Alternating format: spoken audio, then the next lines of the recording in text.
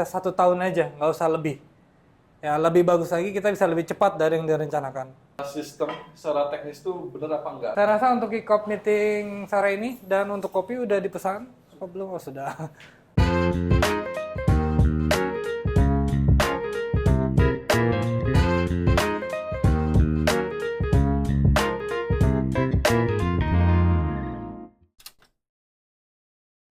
Teman-teman, bismillahirrahmanirrahim. Assalamualaikum warahmatullahi wabarakatuh. Waalaikumsalam warahmatullahi wabarakatuh. Alhamdulillah di sore hari ini ya, kita bisa kick off meeting. Ini kick off meeting project baru kita, itu project Bu Zulpati ya yang ada di Ciputat. Dan termasuk juga ini kick off meeting ini sebagai awalan kita. Sebenarnya sudah teraktivasi beberapa waktu lalu oleh PC yang lain. Hanya saja ini kita benar-benar kristalisasi supaya benar-benar kita siap kan gitu ya dalam mengeksekusi proyek baru ini. Nah, apa yang kita bahas di sini pertama adalah kita memastikan bahwa semua dokumen perencanaan, bahwa semua histori dalam perencanaan itu bisa nyampe ke kita. Nah, makanya nanti ada dari tim arsitek yang sudah kita undang untuk kemudian menyampaikan apa yang menjadi poin utama daripada rumah ini. Kan gitu ya, historinya seperti apa. Supaya antara konsep dasar tentang setiap rumah punya cerita itu juga terdeliver kepada kita. Sehingga psikologis di lapangan juga kita bisa merasakan secara utuh kan gitu ya, terkait dengan makna daripada bangunan itu sendiri. Itu dari sisi arsitek, kemudian dari sisi sikon ya secara internal nanti saya minta karena ini semua divisi ya rapat gabungan, jadi ada divisi finance ya, ada divisi kemudian administrasi, ada surveyor sebagai pengukuran, kemudian ada site engineer, kemudian juga ada QC, kemudian juga ada purchaser, kemudian juga ada project coordinator dan juga supervisor, termasuk juga dari tim konten ya. Jadi karena project kita juga nanti pasti akan kita publikasi dari tim marketing bisa menyampaikan apa yang menjadi masukan atau juga improvement ke depan.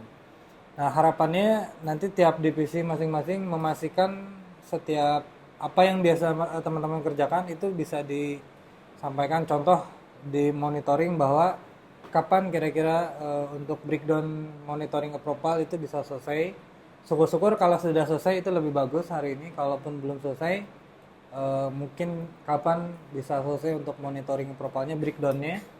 Kemudian dari sisi site engineer, apakah kemudian dokumennya sudah lengkap atau belum dari perencana, termasuk juga kalau BOQ dari saya, dan kira-kira gambar versi berapa yang memang itu sudah final. Dari sisi finance juga terkait dengan tagihan ya, termasuk juga kapan kita nagih di progres keberapa supaya teman-teman di lapangan juga bisa memitigasi. Sehingga saya ada beberapa perubahan terkait dengan klausul daripada progres termin. Itu dari sisi finance. Kemudian dari sisi administrasi project, pencatatan ya, cash in cash out, apakah sudah ready untuk akun yang nanti akan dipakainya akun siapa dan kode aksesnya berapa. Kemudian juga dari sisi aspek QC, apa yang perlu diperhatikan baik itu secara general maupun juga di awal, apa yang perlu dipersiapkan mengingat kondisi lapangan masih semak belukar ya, jadi itu yang perlu di notes.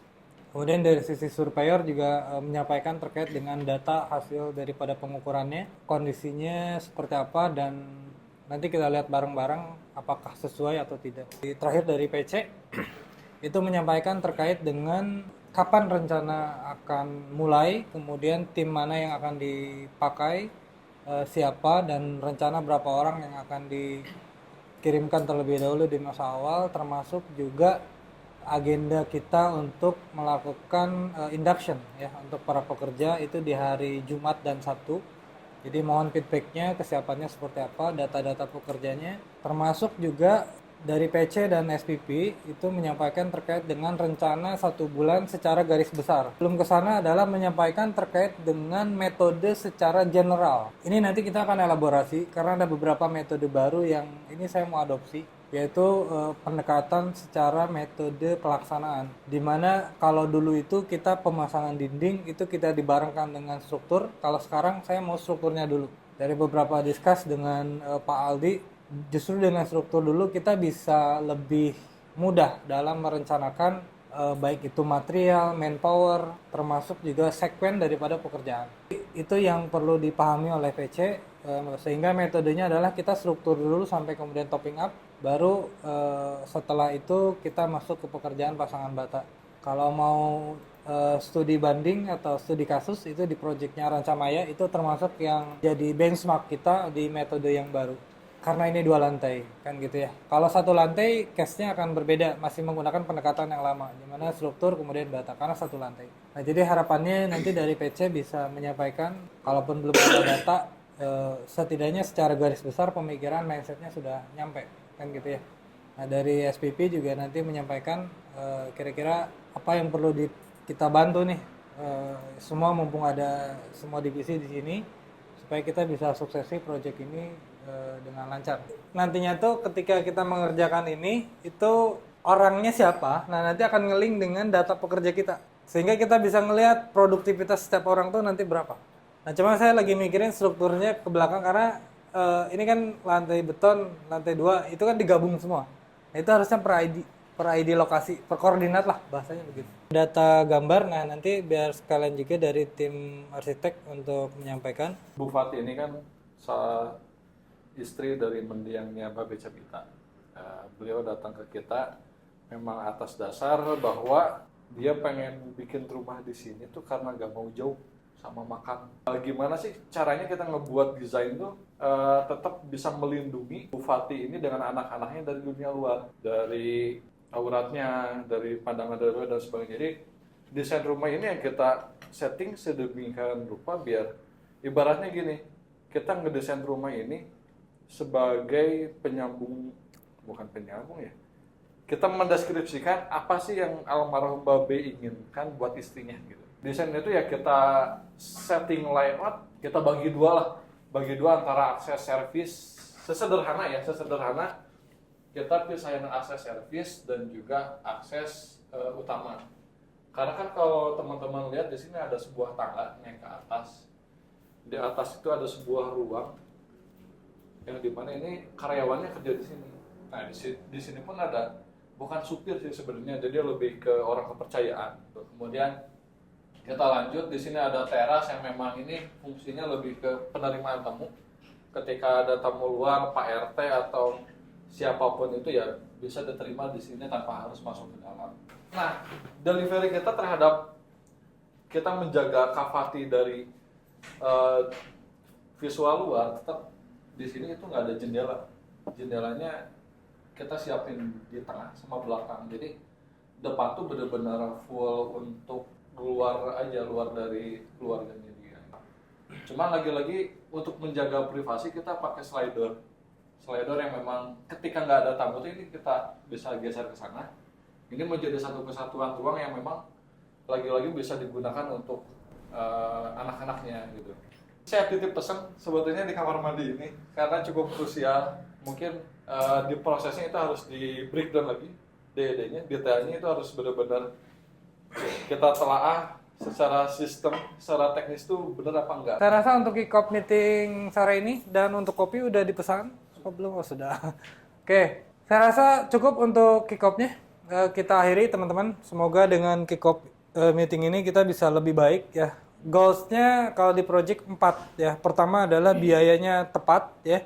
Kemudian secara mutu juga tercapai sebagaimana standar yang sudah kita pegang. Soal waktu ya. Waktu dari yang tadinya 1 tahun, setidaknya paling jeleknya kita bisa 1 tahun aja, nggak usah lebih. Ya, lebih bagus lagi kita bisa lebih cepat dari yang direncanakan. Apakah itu 9 bulan ataukah 10 bulan. Masa sih kita nggak bisa, ya kan setiap hari mikirin project, masa nggak bisa kita rubah, kan gitu ya. Jadi semakin cepat project itu kita garap, tentunya dengan mutu yang juga sesuai, standar kita, budget yang sesuai, ya harapannya kita bisa relevan, kan gitu ya. Profit bisa kita jaga, kemudian juga mutu bisa kita jaga, waktu juga bisa kita jaga. Sehingga dari ketiga poin itu melahirkan kepuasan bagi customer dan pada akhirnya mereka tenang, kan gitu ya. Itu yang sebagaimana value kita memberikan ketenangan. Akhirnya saya tidak ingin itu menjadi sebuah kredo saja di mulut tanpa kita eksekusi. Justru itu harus menjadi sebuah manifestasinya adalah dalam tindakan kita, ya, dengan cara apa? Koordinasi, saling mengingatkan. Ya, kita ngegas, tapi kita juga punya rem. Remnya siapa? Administrasi, keuangan, finance, kan gitu ya. Kita juga bisa ngegas, tapi ada remnya juga dari engineer, dari QC. Nah, harapannya dengan kita gas rem kita bisa jalan, tapi juga kita bisa sesuai dengan yang kita rencanakan. Saya rasa itu teman-teman. Terima kasih atas waktunya.